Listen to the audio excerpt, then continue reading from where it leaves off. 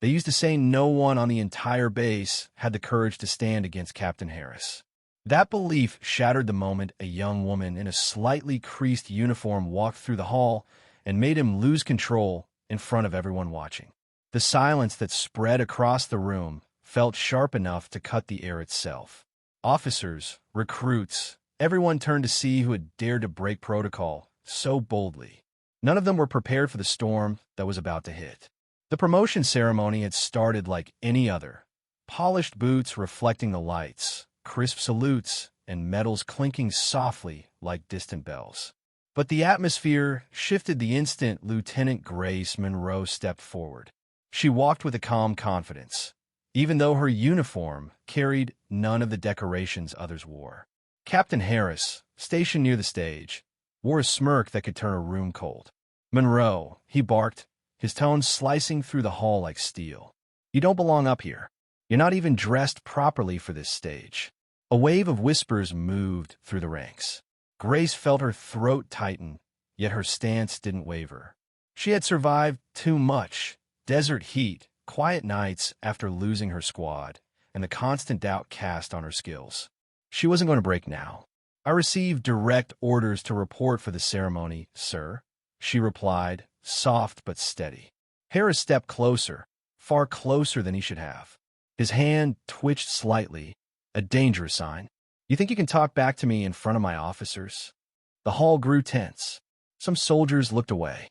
Others clenched their fists in silent protest. Grace didn't move. She simply held his gaze. Then the doors opened. Everyone turned as a man in full formal uniform entered. Silver stars gleamed across his shoulders, his medals forming a stream of history down his chest. It was Commanding Officer Briggs, the highest-ranking officer on the base. His steps echoed through the silent hall as he approached. When his eyes landed on Harris, his expression hardened. "What exactly is happening here?" he asked, calm but dangerous. Harris straightened immediately. "Sir, this officer, she isn't supposed to—" Briggs raised a hand, and Harris fell silent instantly. "She is here," Briggs said, his voice carrying across the entire hall. "Because I ordered it." Gasps filled the room. Grace felt her heartbeat hammer in her chest. C.O. Briggs turned to her, and for a second, the strictness on his face softened. "Lieutenant Monroe," he announced, "for your leadership during Operation Meridian, for rescuing 6 of your team members while severely injured, you are hereby promoted." He paused, then looked directly at Harris. "To Major Grace Monroe." The room burst into applause. Some stood, some saluted. The sound echoed through every inch of the hall. But Briggs wasn't finished. For anyone wondering, he continued, his voice thunderous, "Major Monroe now outranks every single person in this room." His eyes locked on Harris. Everyone. Harris's pride shattered. The hand he'd raised earlier dropped lifelessly at his side. Red-faced and shaken, he stepped back silently. As applause roared, Grace blinked back tears she refused to show.